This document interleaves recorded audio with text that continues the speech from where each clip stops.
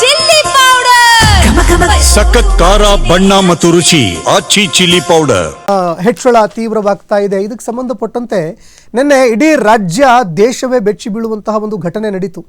ಈವರೆಗೆ ಜನಸಾಮಾನ್ಯರು ಯಾರಿದ್ದಾರೆ ಅವರ ಬ್ಯಾಂಕ್ ಖಾತೆಗಳಿಗೆ ಸೈಬರ್ ವಂಚನೆ ಸಹಜವಾಗಿ ಬೆಳಕಿಗೆ ಬಂದಿರುವಂಥದ್ದನ್ನು ನಾವು ನೀವು ನೋಡಿದ್ವಿ.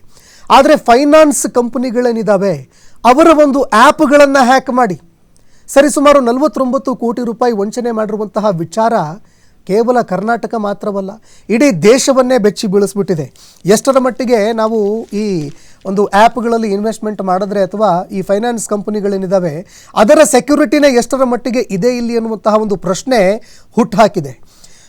ಆ್ಯಪ್ ಹ್ಯಾಕ್ ಮಾಡಿ 2.5 ಗಂಟೆಗಳಲ್ಲಿ ಒಟ್ಟು 49 ಕೋಟಿ ರೂಪಾಯಿ ಲೂಟಿ ಮಾಡಿರುವಂತಹ ಒಂದು ಘಟನೆ ಇದು. ಫೈನಾನ್ಸ್ ಕಂಪನಿ ಆ್ಯಪ್ ಹ್ಯಾಕ್ ಮಾಡಿ ಈ ಕೃತ್ಯ ಎಸಗಲಾಗಿದೆ. ಬೆಂಗಳೂರು ಪೊಲೀಸರು ಇದಕ್ಕೆ ಸಂಬಂಧಪಟ್ಟಂತೆ 2 ವಂಚಕರನ್ನು ಸೆರೆ ಹಿಡಿದಿದ್ದಾರೆ. ಡಿಜಿಟಲ್ ವಂಚನೆಯ ಪರ್ವ ಮುಂದುವರಿತಾ ಇದೆ. ಖಾಸಗಿ ಫೈನಾನ್ಸ್ ಕಂಪನಿಯೊಂದರ ಆ್ಯಪ್ ಹ್ಯಾಕ್ ಮಾಡಿ ಕೇವಲ 2.5 ತಾಸಲ್ಲಿ 49 ಕೋಟಿ ರೂಪಾಯಿ ದೋಚಿದ್ದಾರೆ, ಸೈಬರ್ ವಂಚನೆ ಮಾಡಿದ್ದಾರೆ. ಈ ಜಾಲದಲ್ಲಿ 2 ದುಷ್ಕರ್ಮಿಗಳನ್ನು ಬೆಂಗಳೂರು ಸಿಸಿಬಿ ಕ್ರೈಮ್ ಠಾಣೆ ಪೊಲೀಸರು ಸೆರೆ ಹಿಡಿಯುವಲ್ಲಿ ಯಶಸ್ವಿಯಾಗಿದ್ದಾರೆ. ರಾಜಸ್ಥಾನ ಉದಯಪುರ ಸಂಜಯ್ ಪಾಟೀಲ್ ಹಾಗೂ ಬೆಳಗಾವಿಯ ಇಸ್ಮಾಯಿಲ್ ರಶೀದ್ ಅತ್ತಾರ್ ಬಂಧಿತ ಆರೋಪಿಗಳು. ಇನ್ನು ಕೀ ಪಾಯಿಂಟ್ಗಳು ಏನು, ಈ ಕೃತ್ಯ ಏನಿದೆ, ವಂಚಕರು ಯಾವ ರೀತಿಯಾಗಿ ಎಸಗಿದ್ರು ಅದನ್ನು ನೋಡ್ತಾ ಹೋದರೆ, ಖಾಸಗಿ ಫೈನಾನ್ಸ್ ಕಂಪನಿಯ ಆ್ಯಪ್ ಹ್ಯಾಕ್ ಮಾಡಿ ಹ್ಯಾಕರ್ಗಳು ಹಣ ದೋಚಿದ್ದಾರೆ. 656 ನಕಲಿ ಖಾತೆಗಳನ್ನು ಸೃಷ್ಟಿ ಮಾಡಿದ್ದಾರೆ. 49 ಕೋಟಿ ರೂಪಾಯಿ ಹಣ ವರ್ಗಾವಣೆ ಮಾಡಿದರು. ದುಬೈ ಮಾಸ್ಟರ್ ಮೈಂಡ್ಗಳಿಂದ ಹ್ಯಾಕ್ ಮಾಡೋದಕ್ಕೆ ನೆರವು ಕೂಡ ಪಡ್ಕೊಂಡಿದ್ದಾರೆ. ಫೈನಾನ್ಸ್ ಕಂಪನಿ ದೂರು ನೀಡ್ತಾ ಇದ್ದಂತೆ ಪೊಲೀಸರು ತನಿಖೆಗೆ ಮುಂದಾಗ್ತಾ ಇದ್ದಾರೆ. ಬೆಳಗಾವಿ ರಾಜಸ್ಥಾನದ 2 ಸೆರೆ ಹಿಡಿಯಲಾಗಿದೆ. 10 ಕೋಟಿ ರೂಪಾಯಿ ಹಣ ಕೂಡ ಜಪ್ತಿಯಾಗಿದೆ. ಬಾಕಿ 39 ಕೋಟಿ ರೂಪಾಯಿ ಹಣ ಜಪ್ತಿಗೆ ಉಳಿದವರನ್ನ ಬಂಧನ ಮಾಡೋದಕ್ಕೆ ಕ್ರಮ ಕೂಡ ಕೈಗೊಳ್ಳಲಾಗ್ತಾ ಇದೆ. ಇನ್ನು ಪೊಲೀಸರು ಈ ಪ್ರಕರಣದ ತನಿಖೆಗೆ ಯಾವಾಗ ಇಳಿದ್ರು ಒಂದು ಕ್ಷಣ ಪೊಲೀಸ್ ಅಧಿಕಾರಿಗಳು ಕೂಡ ಬೆಚ್ಚಿ ಬಿದ್ದಿದ್ದಾರೆ. ಯಾಕೆ ಬೆಚ್ಚಿ ಬಿದ್ದರು? ಈ ಪ್ರಕರಣದಲ್ಲಿ ಯಾರು ವಂಚನೆ ಮಾಡ್ತಾ ಇದ್ರು, ಸೈಬರ್ ವಂಚನೆ, ಕೇವಲ SSLC ಪಾಸು.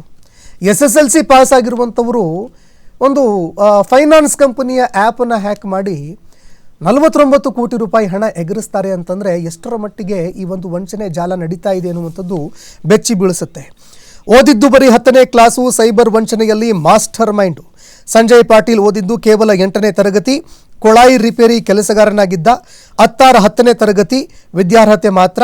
ಡಿಜಿಟಲ್ ಮಾರ್ಕೆಟಿಂಗ್ನಲ್ಲಿ ಆತ ತೊಡಗಿಕೊಂಡಿದ್ದ. ಈ 2 ಸೈಬರ್ ವಂಚನೆಯಲ್ಲಿ ಮಾಸ್ಟರ್ಗಳಾಗಿದ್ರು ಅಂತ ಅಧಿಕಾರಿಗಳು ತಿಳಿಸಿದ್ದಾರೆ.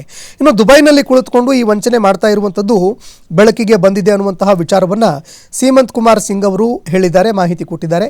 ಇನ್ನು ಕಂಪನಿಗೆ 10 ಕೋಟಿ ರೂಪಾಯಿ ಹಣ ಮರಳಿದೆ. ಇನ್ನು ಪ್ರತಿ ವರ್ಷ ನಾವು ನೋಡಿದಾಗ ಕಳೆದ ಒಂದು ವರ್ಷಕ್ಕಿಂತ 200 ಪಟ್ಟು 300 ಪಟ್ಟು ಅಂದರೆ 4-5 ಪಟ್ಟು ಹೆಚ್ಚು ಪ್ರಕರಣಗಳು, ಈ ಸೈಬರ್ ವಂಚನೆಯ ಪ್ರಕರಣಗಳೇನಿದ್ದಾವೆ ಜಾಸ್ತಿ ಆಗ್ತಾ ಇದೆ. ಜೊತೆಗೆ ಜನರನ್ನು ಬಹಳಷ್ಟು ಸುಲಭವಾಗಿ ಏಮಾರಿಸುವಂತಹ ಈ ಸೈಬರ್ ವಂಚಕರೇನಿದ್ದಾರೆ ಜನರ ಹಣವನ್ನು ಸುಲಭವಾಗಿ ಎಗರಿಸಿ ಪಂಗನಾಮ ಟೋಪಿ ಹಾಕೋದ್ರಲ್ಲಿ ಯಶಸ್ವಿ ಆಗ್ತಾ ಇದ್ದಾರೆ. ಕಾರಣ ಏನು ಹಾಗಾದರೆ, ಯಾವ ರೀತಿಯಾಗಿ ಹಣ ಈ ಒಂದು ವಂಚನೆ ನಡೆಯುತ್ತೆ ನೋಡಿ. ಯಾವುದೋ ಒಂದು ಮೆಸೇಜನ್ನು ಕಳಿಸ್ತಾರೆ ಅಥವಾ ಒಂದು ಲಿಂಕನ್ನು ಕಳಿಸ್ತಾರೆ, ನೀವೇನಾದರೂ ಕ್ಲಿಕ್ ಮಾಡಿದ್ದೆ ಆದರೆ ಜಸ್ಟ್ ಒಂದು ಲಿಂಕ್ ಮೇಲೆ, ಅಂದರೆ ಅಪರಿಚಿತ ಲಿಂಕ್ಗಳ ಮೇಲೆ ಕ್ಲಿಕ್ ಮಾಡಿದ್ರೆ ಯಾವುದೋ ಒಂದು ಆಫರು ಮತ್ತೊಂದು ಮಗದೊಂದು ಅಂತ ಕ್ಲಿಕ್ ಮಾಡಿದ್ದೆ ಆದರೆ ನಿಮ್ಮ ಅಕೌಂಟ್ನಲ್ಲಿ ಇರುವಂತಹ ಹಣಗಳೇನಿದೆ, ಆ ದುಡ್ಡೇನಿದೆ, ಆ ದುಡ್ಡನ್ನು ಬೇರೆ ರಾಜ್ಯದಲ್ಲಿ ಕುಳಿತಿರುವಂತಹ ಯಾವುದೋ ಒಬ್ಬ ವ್ಯಕ್ತಿ ಅಥವಾ ಬೇರೆ ದೇಶದಲ್ಲಿ ಇರುವಂತಹ ಯಾವುದೋ ಒಬ್ಬ ವ್ಯಕ್ತಿಯ ಅಕೌಂಟ್ಗೆ ಟ್ರಾನ್ಸ್ಫರ್ ಮಾಡಿಕೊಳ್ಳುವಂತಹ ಒಂದು ಪ್ರಕ್ರಿಯೆ ನಡೆಯುತ್ತೆ. ಇದು ಒಂದು ಕಡೆ. ಇದರ ಜೊತೆಗೆ ಡಿಜಿಟಲ್ ಅರೆಸ್ಟ್ ಅನ್ನುವಂತಹ ಒಂದು ಪ್ರಕ್ರಿಯೆ ನಡೀತಾ ಇದೆ. ನಾವು CBI ಅಧಿಕಾರಿಗಳು, IT ಅಧಿಕಾರಿಗಳು ಅಥವಾ ನಾವು ED ಅಧಿಕಾರಿಗಳು ಇದ್ದೀವಿ ಅಂತ, ಅಥವಾ ನಿಮ್ಮ ವಿರುದ್ಧ ಒಂದು ಪ್ರಕರಣ ದಾಖಲಾಗಿದೆ ಮುಂಬೈನಲ್ಲೋ ಅಥವಾ ಮಹಾರಾಷ್ಟ್ರದಲ್ಲೋ ಮತ್ತೊಂದು ಕಡೆ ಎಲ್ಲೋ ಯಾವುದೋ ಒಂದು ರಾಜ್ಯದಲ್ಲಿ ಪ್ರಕರಣ ದಾಖಲಾಗಿದೆ, ನಿಮ್ಮ ಹೆಸರನ್ನು ಕೂಡ ಹೇಳ್ತಾರೆ. ಯಾಕಂದರೆ ಟ್ರೂ ಕಾಲರ್ನಲ್ಲಿ ಮತ್ತೊಂದು ಕೆಲವು ಆ್ಯಪ್ಗಳಲ್ಲಿ ಭಾಳಷ್ಟು ಸುಲಭವಾಗಿ ಡೇಟಾಗಳು ಆಕ್ಸೆಸ್ ಆಗ್ತಾ ಇದೆ.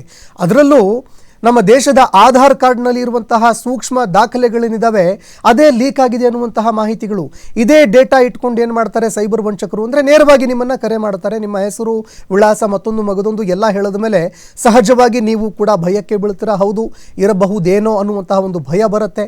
ನಿಮ್ಮ ಮೇಲೆ ಈ ರೀತಿಯಾಗಿ ಒಂದು ಕೇಸ್ ಆಗಿದೆ ಅಥವಾ ನಿಮ್ಮ ಅಕೌಂಟನ್ನು ದುರ್ಬಳಕೆ ಮಾಡ್ಕೊಂಡಿದ್ದಾರೆ, ನಿಮ್ಮ ಮೊಬೈಲ್ ನಂಬರ್ನ ದುರ್ಬಳಕೆ ಮಾಡ್ಕೊಂಡಿದ್ದಾರೆ, ನಿಮ್ಮ ವಿರುದ್ಧ ಒಂದು ಕಠಿಣ ಕ್ರಮ ಕೈಗೊಳ್ಳೋದಕ್ಕೆ ನಾವು ಮುಂದಾಗ್ತೀವಿ, ನಿಮ್ಮನ್ನು ಅರೆಸ್ಟ್ ಮಾಡಲಾಗುತ್ತೆ ಅಂತ ನಿಮ್ಮನ್ನು ಹೆದರಿಸ್ತಾರೆ.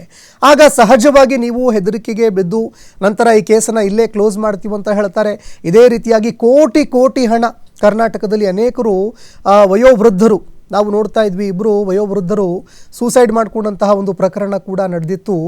ಇದೇ ರೀತಿಯಾಗಿ ವಂಚನೆ ಮಾಡ್ತಾರೆ. ಯಾವುದೇ ಒಂದು ಘಟನೆ ನಡೀಲಿ, ಯಾವುದೋ ಒಂದು ಲಾಟ್ರಿ ಗೆದ್ದಿದ್ದೀರಾ ಅಂತ ಹೇಳಿದ್ರು ಅಷ್ಟೇ, ಅಥವಾ ಏನೋ ಒಂದು ನಿಮಗೆ ಆಫರ್ ಬಂದಿದೆ ಅಂತ ಹೇಳಿದ್ರು ಕೂಡ ಅದಕ್ಕೆ ಸಂಬಂಧಪಟ್ಟಂತೆ ಕ್ರಾಸ್ ವೆರಿಫಿಕೇಷನ್ ಮಾಡಿ, ಜೊತೆಗೆ ಒಂದು ವೇಳೆ ಏನಾದರೂ ಈ ರೀತಿಯಾಗಿ ಒಂದು ಫೇಕ್ ಕರೆಗಳು ಬಂದರೆ ಅಥವಾ ನಿಜವಾಗ್ಲೂ ನಾವು ಪೊಲೀಸರೇ ಅಂತ ಕರೆ ಮಾಡಿದ್ರು ಕೂಡ ನೇರವಾಗಿ ಸ್ಥಳೀಯ ಪೊಲೀಸ್ ಸ್ಟೇಷನ್ ಏನಿರುತ್ತೆ ಅಲ್ಲಿಗೆ ಹೋಗಿ ಇದಕ್ಕೆ ಸಂಬಂಧಪಟ್ಟಂತೆ ಮಾಹಿತಿಗಳನ್ನು ಪಡ್ಕೊಳ್ಳಿ. ಈ ಮೂಲಕವಾಗಿ ವಂಚನೆಯಿಂದ ನೀವು ಉಳಿಬಹುದಾಗತ್ತೆ. ಇನ್ನು ಅನೇಕ ಸ್ಟೋರಿ